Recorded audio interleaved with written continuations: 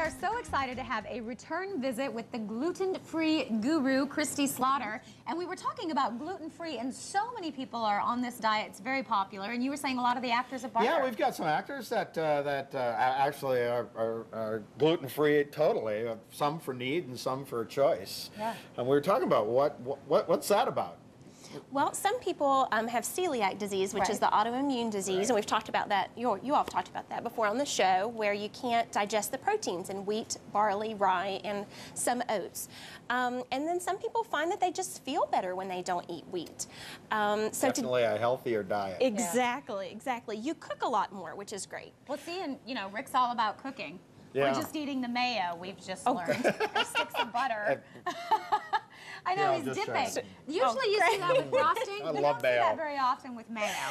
Okay, so what are we making today? So today we're going to make a blackened New York strip sandwich, and we're going to be serving that with smoked provolone, caramelized onions, and a creamy roasted red pepper dressing. Aren't you glad you picked Awesome, I'm glad I'm here today. He's on vacation. I am. And then we're going to be serving that with our sweet potato fries, and we're going to do a cinnamon butter on top of those. So it's going to be fabulous. This is great for your 4th of July cookouts. Yeah. Something a little different this year.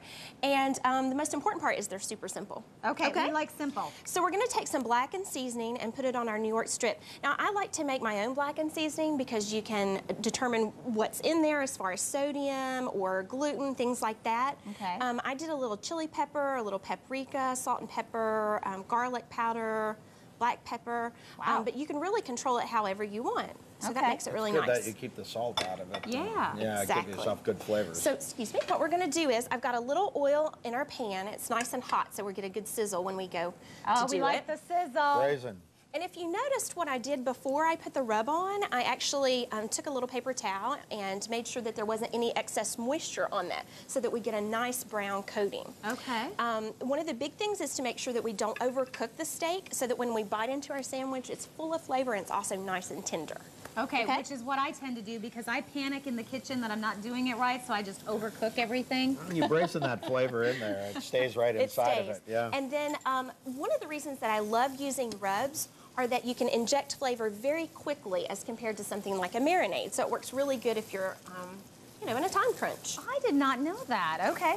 And you've got our onions going I here. do. If you've never made caramelized onions before, they're super simple. I basically sliced a large onion very thinly and put some butter, like a half a teaspoon of sugar to start the caramelization process, and then oil and salt and pepper, and that's it. And we're just going to sit them on the eye on low and just forget about them. Ooh, I like that. Yeah, don't forget about them too long. Okay, we're going to turn this. Also, when we're working, when we're cooking meat. When the smoke starts coming up, you forgot about it too long. it. Sorry, go ahead. So we're going to let it cook just a couple minutes on each side. Really important not to mess with it. And then we're going to let it rest for about 10 minutes. And then we're going to slice it up very thinly.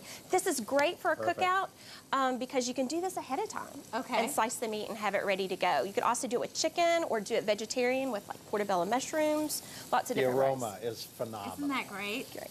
And as you were saying before, cooking gluten-free has become a lot easier because a lot of the stores, we just had a big segment with Food City, really starting to put the gluten-free products on the shelf. Exactly. Most of the things that we look for gluten-free, we can find a substitution. Even gluten-free ice cream cones are available. So pretty much anything you want, you can find it. Wow. Now we're going to make a dressing. We've got, of course, this gluten-free mayonnaise, just to double check. Okay, is there still any left? I know Rick's I've been sneaking it over here.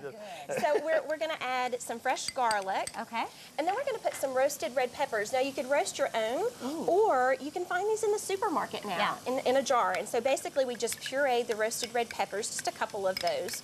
This is a great recipe. You can use it on your pasta salads in the summer. How does that taste, Rick? Excellent. Good. It's really good. And we're going to do a little fresh lemon juice to kind of freshen it up and brighten the flavors together. See, I always thought the important part of cooking is also tasting as you go. It is. Because you actually can get the flavor to what you want it as you go along. That's right. And then we're going to put just a little salt and pepper on that. You want to do that for us, Rick? How much do you want? Just whatever looks good to you. Uh-oh. Well, I don't over pepper, so. Okay. You want more than that? That's great. Love it. good. And that looks fantastic. No, I happen to be a salt guy. So. This would be great on like a grilled tilapia, a grilled chicken. Okay. So I really encourage you to make it. And it's super simple. You can just actually just make it and put it in the refrigerator. I love it. We're going to take a quick break. This all looks great. We're going to let you do your thing. When we come back, we're making some sweet potato fries. That's right. Oh, I love sweet potato fries. They're my favorite. Happy day. And cinnamon butter. And the cinnamon butter. Good stuff. Okay, so we have done our onions. We have. And our meat. And aren't they beautiful? Yeah. You can see just in a few minutes how they've started to caramelize, and they're nice and sweet.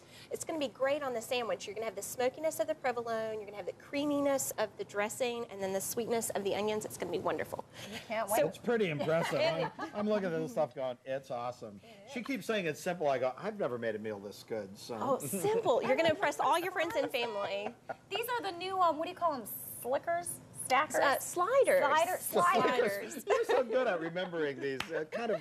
You know, if I get it out, they're going to fix it. If I can just get out what I'm thinking, then they put the finishing touches on it. Don't you love Slickers, sliders, whatever Yeah, they are. Okay, so we got our fries.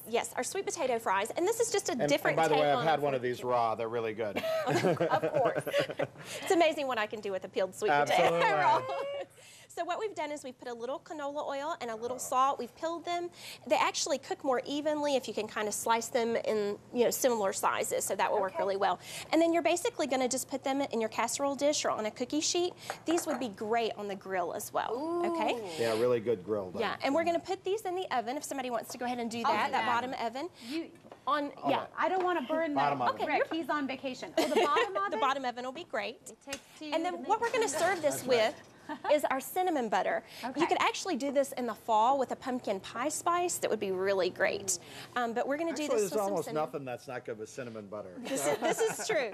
So if you want to go ahead and stir eat the the butter butter? up, yes, we have to watch our butter. Okay.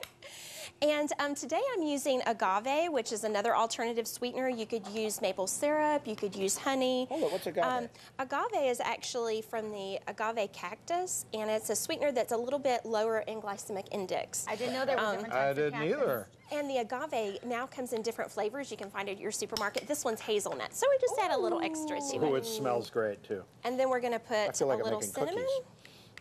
Your wife called, by the way. She expects this from you. Good luck.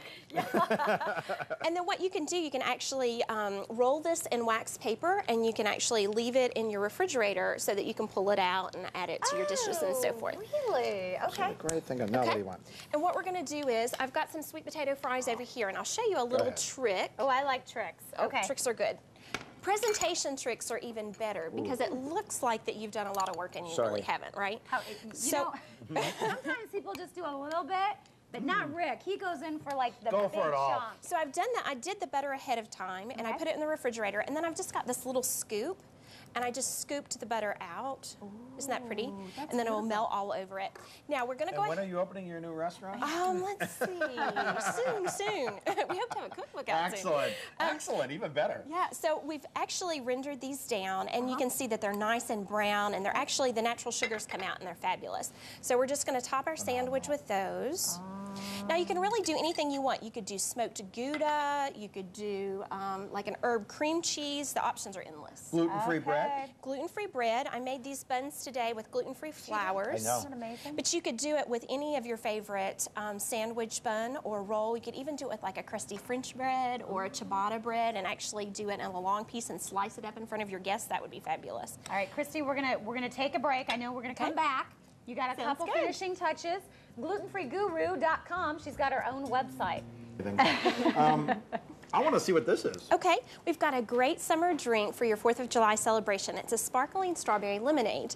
And what we've done, we made a simple syrup with equal parts sugar and water, and we let that dissolve and cool. So we're going to take that and add a little fresh lemon juice. Ooh.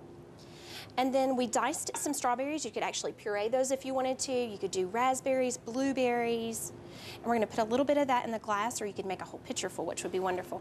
And then we're going to take some seltzer water or some sparkling mineral water, and we're just going to top it off.